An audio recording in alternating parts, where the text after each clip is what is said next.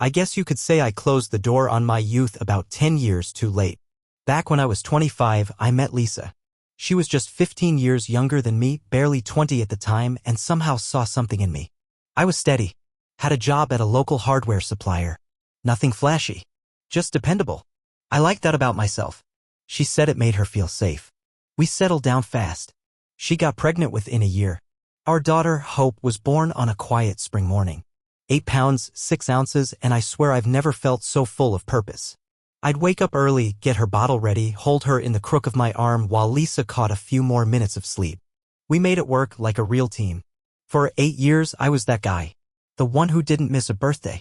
The one who fixed the sink, cut the lawn every Saturday, brought Lisa her favorite snacks when she had a rough day. Hope was my world. We'd watch cartoons together every night. My Little Pony, SpongeBob, didn't matter. If she liked it, I was there beside her on the couch. Lisa stayed home those first few years, then started working part-time at a boutique downtown. Said it was good to get out of the house, and I believed her. I encouraged it.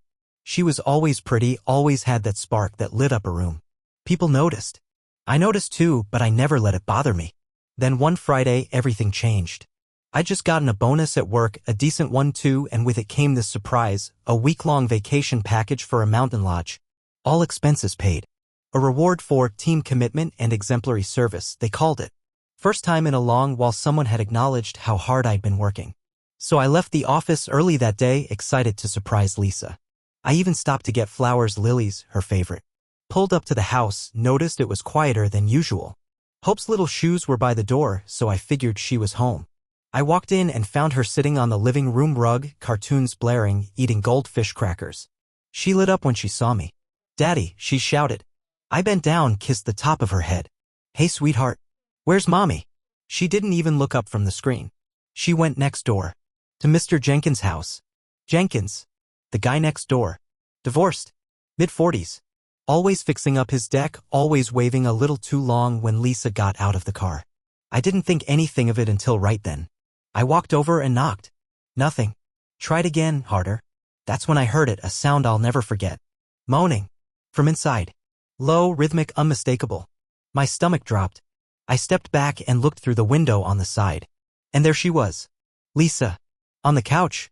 With him. I didn't go in. I didn't knock again. I just turned around, walked back home, and sat down next to Hope. She looked up at me and grinned. "Want to watch with me?" "Sure," I said. And I did. I sat there and watched some ridiculous cartoon while my whole life shifted under my feet. About an hour later, the front door opened. Lisa came in, her hair a mess, cheeks flushed, caught off guard seeing me sitting there. "Oh," she said. "You're home early." I looked at her and said, calm as I could manage, "Don't say anything. I don't want to know. I've got vacation tickets. Here, take them. Go with the neighbor. Do whatever you want." She opened her mouth, tears already welling, but I cut her off. "I'm taking Hope. We'll go. No shouting. No drama. Just be decent, Lisa. Let's make this peaceful." She cried. Hard. Said nothing else. Just walked to the bedroom and shut the door. I packed Hope's things, a few outfits, her toothbrush, that stuffed giraffe she sleeps with, and we left. She never followed us. Never called. Never came looking. And just like that, the life I thought I had was gone. That first night, we stayed at a motel just off the highway. Nothing fancy. 2 beds, a little fridge, and a broken ice machine down the hall. Hope thought it was an adventure. She jumped on the bed, asked if we were on a trip. I said sort of. I didn't sleep much. Just laid there in the dark, watching her little chest rise and fall. 8 years old. No idea what had just happened to her life. I made a promise to myself right then, no matter how bad it got, she'd never feel the weight of this. Not from me. Next morning, I called out of work. Said I had a family emergency. My boss didn't ask for details. Good guy. We'd known each other for years. I didn't say anything about Lisa. Couldn't even bring myself to say her name yet. We moved into a short-term rental 2 days later. Little duplex on the edge of town. Not much to look at, faded siding, some weeds in the front yard, but it had a working heater and enough room for Hope to have her own space. She never asked why we left. Not once. Kids are funny like that. She just rolled with it. I cooked dinner every night. Tried to keep her schedule the same. School, snacks, cartoons, bedtime stories. I stayed upbeat, maybe too much. Overcompensating, I guess. Smiling all the time so she wouldn't see the cracks. At night, after she fell asleep, I'd sit on the porch with a beer and just stare out at nothing. That's when the silence got loud. It was the little things. Toothbrushes we didn't need anymore. Lisa's laugh stuck in my head. The stupid way she used to hum when she cleaned. I didn't cry. Not once. I think that's what scared me most. About a week after we moved in, Lisa called. First time I'd heard her voice since that night. "I'm sorry," she said. I didn't answer. She kept going. Said it was a mistake. That she panicked. That she didn't know what she wanted. All the things people say when they realize they've burned their safety net. I let her talk. Then I said, "I told you to go. You went. That's the choice you made." She started crying again. Asked if she could see hope. I told her I'd think about it, but inside I already knew the answer. Not yet. Not like this. A few days later I got a letter. From Jenkins, the neighbor. He wrote that he didn't mean to hurt anyone. That he thought Lisa and I were on the rocks. Said he was sorry. I read it once, then tore it in half. Hope kept asking when we were going to go on our mountain vacation. She saw the pamphlet I had stuffed in my bag. Said the lodge looked like the castles in her princess books. So we went. Just the two of us. Snow-capped trees, hot cocoa, old movies at night. She made friends with a kid in the room next door and spent hours building snow forts. I sat by the fire most nights, pretending everything was normal.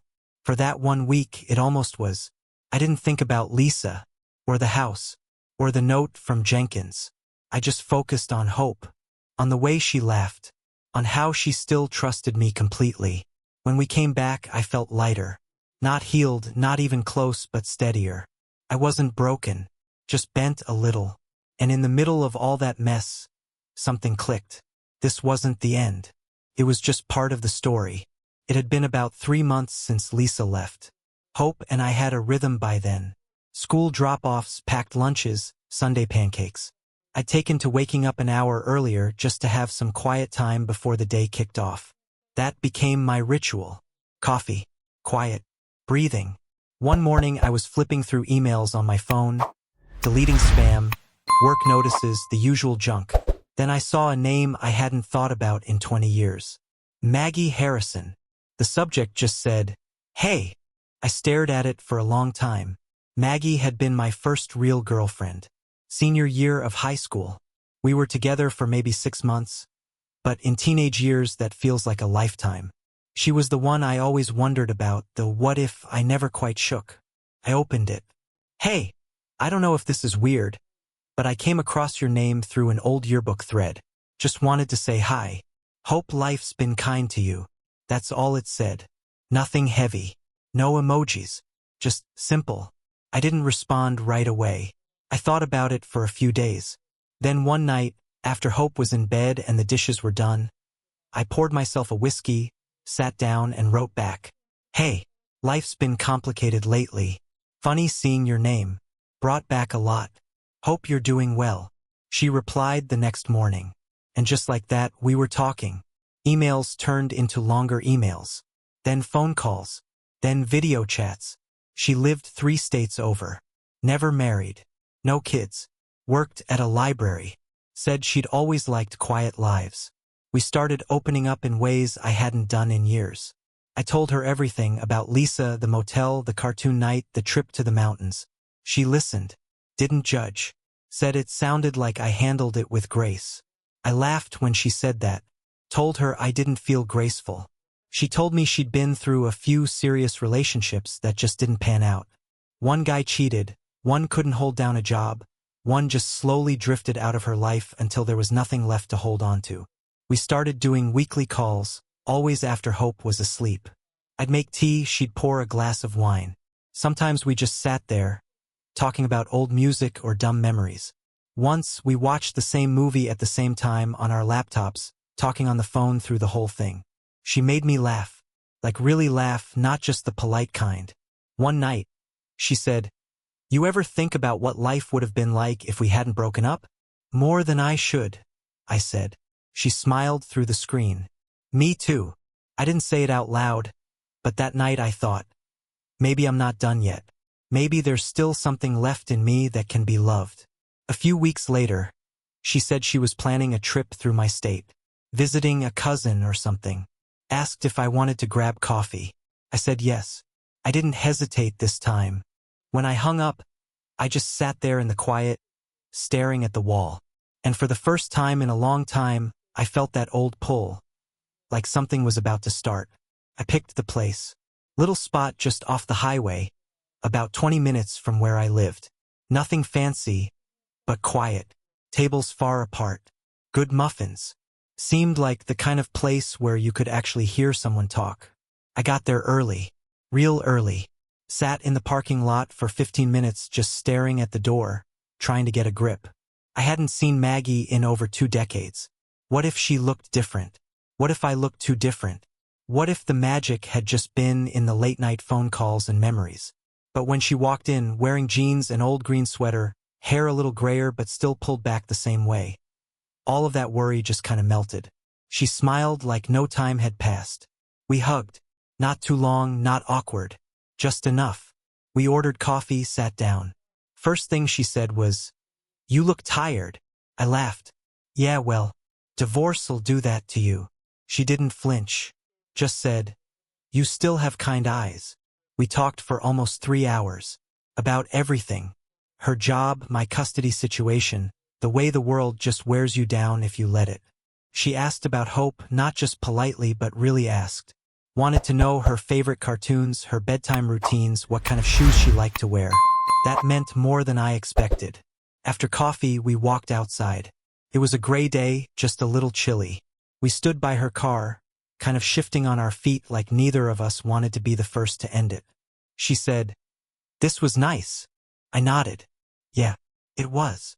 Then she looked at me, dead on, and said, "I'm not here to mess up your life. I just missed you." That hit hard. Not in a bad way. Just honest. I told her I didn't know what came next. That I wasn't ready for anything big. That I still felt bruised inside, even if I didn't always show it. She said, "I'm not asking for anything. Just, let's not lose this again." We hugged again, longer this time. She kissed my cheek before she got in the car. I stood there in the parking lot until her taillights were gone. And then I just drove. No music. Just the sound of tires on pavement and my thoughts rolling around, louder than the road. When I got home, Hope was already in bed. The babysitter said she'd been good. Asked about Mom a couple times, but didn't seem too upset. I paid her, thanked her, and sat down in the living room. Looked around at the place. The rented couch.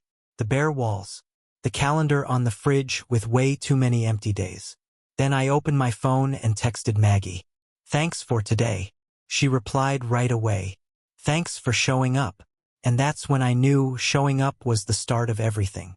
After that first coffee with Maggie, we started texting every day. Not just morning check-ins, but real conversations. She'd send pictures of her cat napping on the windowsill, or links to weird articles about books being banned, or a song that reminded her of something from high school. I started looking forward to those more than I ever expected. We didn't rush anything. She wasn't trying to swoop in and fix my life. I wasn't trying to pretend like I was ready to fall in love again. But something was growing there, quiet and slow and careful. Hope asked about her once. "Who's Maggie?" I told her she was an old friend. Someone I knew from way back. Hope didn't press. She was good like that. I kept things stable for her. Still packed lunches, still bedtime stories, still Saturday pancakes. But some nights, after she was asleep, I'd sit on the porch with my phone and just talk to Maggie until midnight. About nothing. About everything. And slowly I started to feel different. Not fixed. Just possible. Like maybe the story wasn't over yet. Then came the visit. Maggie drove in on a Friday afternoon. Brought takeout from this barbecue joint 2 towns over. We ate on the couch, legs curled under us like we were in our 20s again. Hope was with Lisa that weekend, so it was just us. At one point, we were watching a movie and I looked over. She was asleep, head leaning against the armrest, the soft glow from the TV flickering across her face. And it hit me like a freight train. I didn't feel alone. Not in that desperate way I used to feel when Lisa was in the same room but a million miles away. This was something else. Simple. Present. I walked into the kitchen, poured a glass of water, and just stood there for a while, thinking about how fast everything can fall apart and how slow it is to rebuild. We didn't talk about a future, not yet, but when she left Sunday morning, she hugged me tight and whispered, "I like this. I like you." I said, "I like you too," and I meant it. But not long after that, the cracks started showing. One night, Maggie called while I was helping Hope with homework. I let it go to voicemail. Then I forgot to call back. Next morning, she texted, "Everything okay?" I said, "Yeah, just busy." She didn't reply for a whole day.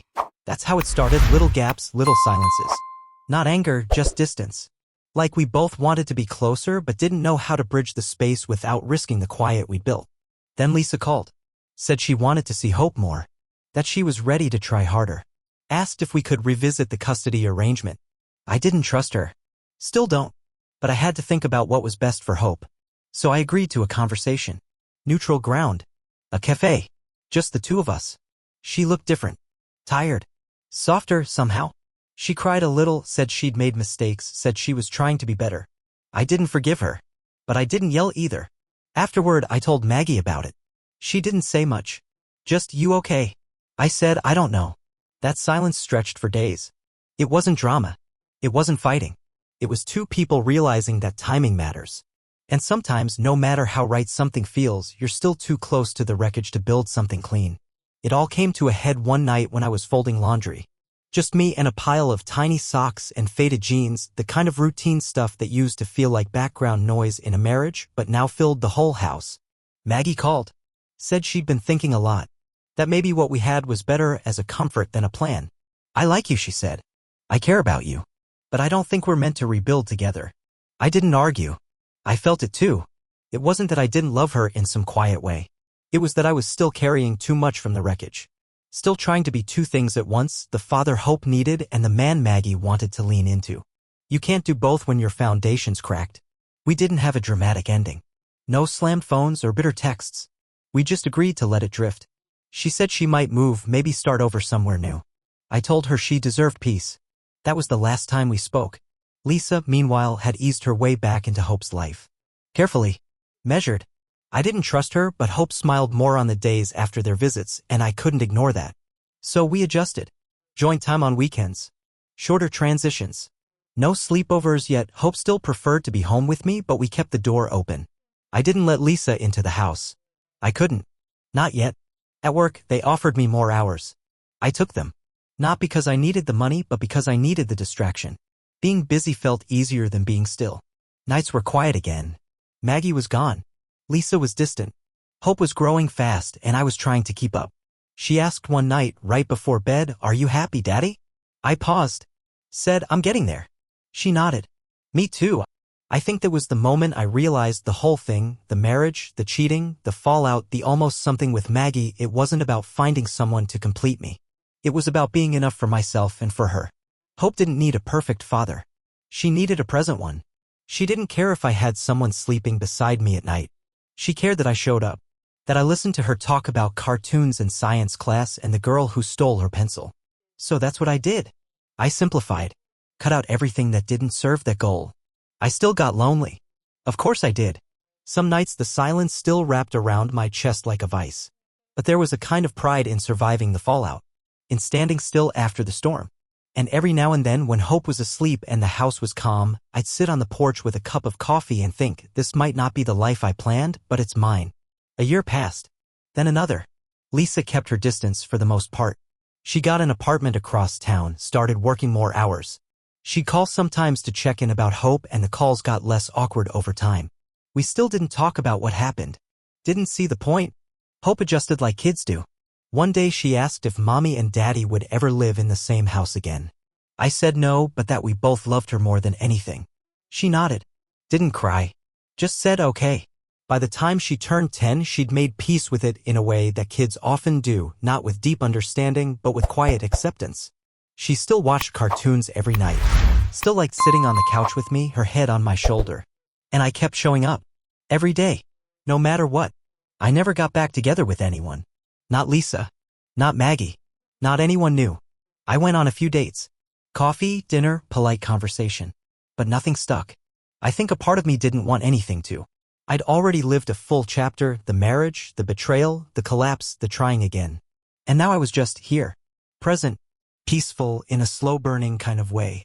I fixed up the house, planted a little garden, took up woodworking in the garage, made Hope a bookshelf shaped like a tree, started running in the mornings. Not for fitness, just to move, just to feel like my body still had purpose.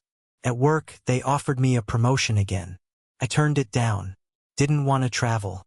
Didn't want late nights. I wanted to be home when Hope got back from school. I wanted pancakes on Saturdays. I wanted normal. One day, Hope came home with a drawing she made at school. It was of our house. Me standing out front. Her beside me. And in big letters at the top it said, "Me and my dad. Safe." I stared at that picture for a long time. Not because it was sad, but because it was enough. People always talk about closure like it's a destination. Like one day you wake up and it's all behind you. But that's not how it works. Sometimes closure is just accepting that you were hurt, that you made mistakes, that you loved the wrong person, that you did your best, and that maybe your best wasn't perfect, but it was still yours. This life I have now, it's quiet. It's ordinary. No fireworks, no big romance, no sweeping second chances. But it's real. It's mornings with coffee and cartoons. It's bedtime stories and lunchbox notes. It's watching your daughter grow up knowing she's safe. And in the end, that's more than enough for me. That's my story. Not the one I thought I'd tell, but the one I lived. And I think finally that's okay.